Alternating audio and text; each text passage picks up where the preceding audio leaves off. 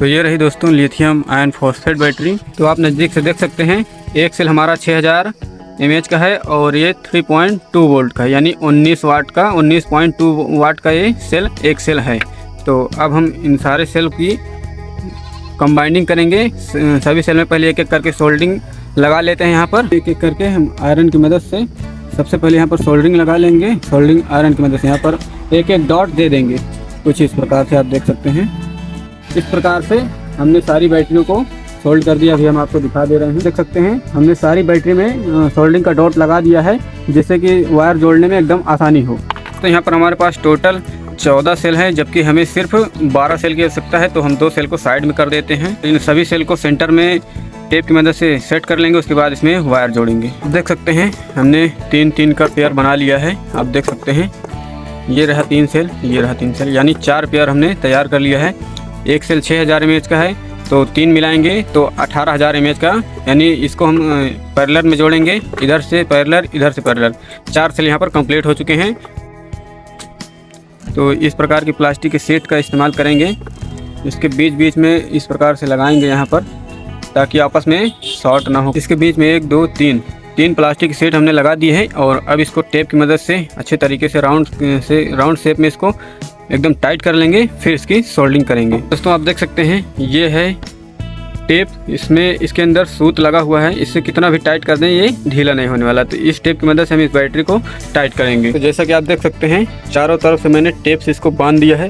अब ये जरा सा भी हिलने डुलने वाले नहीं है। एक बैटरी पैक बन चुका है और इसका कनेक्शन करना बाकी है। चलिए कनेक्शन करते हैं और आपको स्टेप बाय स्टेप समझाते भी हैं। इस प्रकार की वायर लेंगे और इसमें पहले सोल्डरिंग चढ़ा लेंगे। इस प्रकार से हम ये थोड़ा सा हार्ड हो जाए, नहीं तो अगर इसमें सोल्डरिंग नहीं चढ़ी रहेगी तो ये हीट होके पतली वायर है, जल्दी से ख़राब भी हो सकती है हीट होने का। और जब इस एक लेयर इसमें सोल्डरिंग हम चढ़ा देंगे तो ये कभी भी हीट नहीं होगी जल्दी से, और जल्दी ख़राब भी नहीं होगी। और यहाँ पर जहाँ जहाँ हमको सोल्डरिंग करना है वहाँ पर हमने टेप लगा दिया है इस प्रकार से, ताकि यहाँ पर कभी भी यहाँ का जो प्लास्टिक है वो हट जाए, अगर कट जाए किसी प्रकार से तो यहाँ पर शॉर्टिंग हो। इस वजह से हमने यहाँ पर टेप लगा दिया, क्योंकि यहाँ से ऐसे वायर जाने वाला है। कुछ इस प्रकार से सबसे पहले हम सिंगल पेयर बना लेंगे।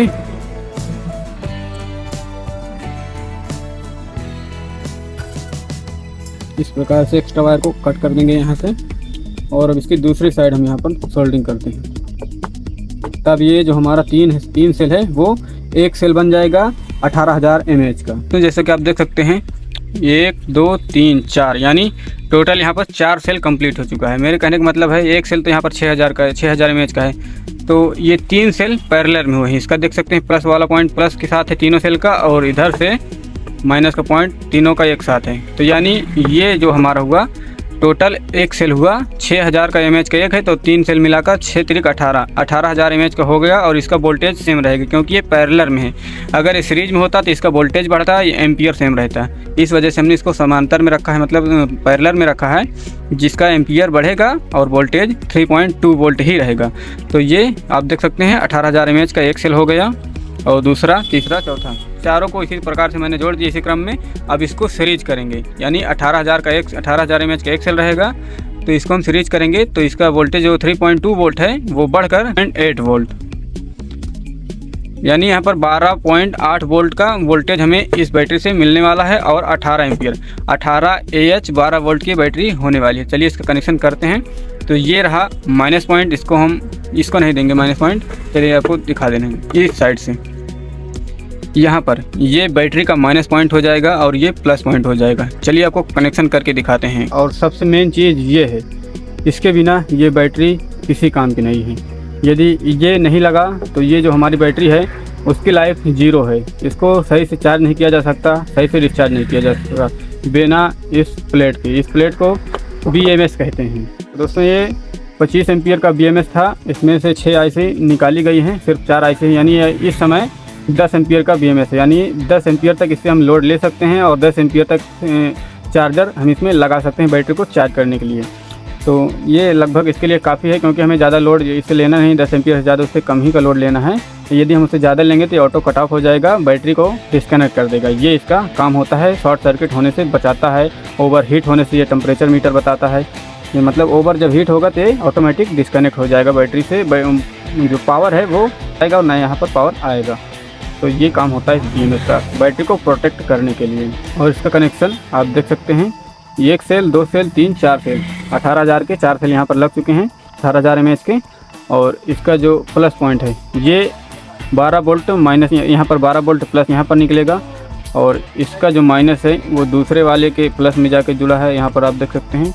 और जो दूसरे वाले का माइनस है वो तीसरे वाले के प्लस में जुड़ा है, और तीसरे वाले का जो माइनस है वो चौथे वाले के प्लस में जुड़ा है। इस प्रकार आप देख सकते हैं, यहाँ से वायर आया है, इसमें जुड़ा है, और फिर इधर आया है, इधर यहाँ से यहाँ आया है, यहाँ से इधर गया है, फिर इधर घूमते हुए यहाँ से यहाँ आया है, फिर यहाँ से घूमते हुए यहाँ पर, मतलब ये प्लस हुआ, ये माइनस हुआ 12 वोल्ट का। चलिए आपको मल्टीमीटर से चेक करके भी दिखा दे रहे हैं। मल्टीमीटर इसको हमने कर लिया है 20 वोल्ट DC रेंज पर।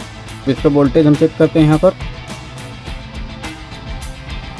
आप देख सकते हैं 12.8 वोल्ट यहाँ पर आ रहा है, यानी 12.8 वोल्ट की हमारी जो बैटरी है वो तैयार हो चुकी है। इससे हम इन्वर्टर वगैरह चला सकते हैं, मतलब ज़्यादा देर तक नहीं चलेगा। इसके AH के हिसाब से 18 AH की बैटरी है, तो जैसा लोड चलेंगे, जैसा इस पर लोड धरेंगे वैसा ये बैकअप देने वाली है। और इसका एक सेल कितने वोल्ट का है वो भी मैं आपको चेक करके दिखा दे रहा हूँ। यहाँ पर आप देख सकते हैं, इधर माइनस इधर प्लस लगाना है, तो ये देख सकते हैं 3.2 वोल्ट का एक सेल है। यहाँ पर सभी को चेक करेंगे, सभी 3.2 वोल्ट के होंगे।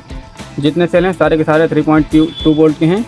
और सबको हम फ्रीज करेंगे तो यहाँ पर 12.8 वोल्ट यहाँ पर बन के आ चुका है। इसका कनेक्शन एकदम आसान है, मैंने एकदम आसान भाषा में आपको समझा दिया। इससे आसान शायद ही कोई समझा पाएगा। मैं इसका ग्राफ भी दे रहा हूँ, स्क्रीनशॉट। आप ऊपर इसको स्क्रीनशॉट ले लीजिए और इसको देख करके आप इसका कनेक्शन ईजिली कर पाएंगे। ये जो BMS है इसका कनेक्शन करना थोड़ा सा मुश्किल पड़ जाता है, क्योंकि मुश्किल इसलिए कहते हैं, यदि एक भी वायर यहाँ पर गलत जुड़ गया तो जो BMS है वो तुरंत ख़राब हो जाएगा।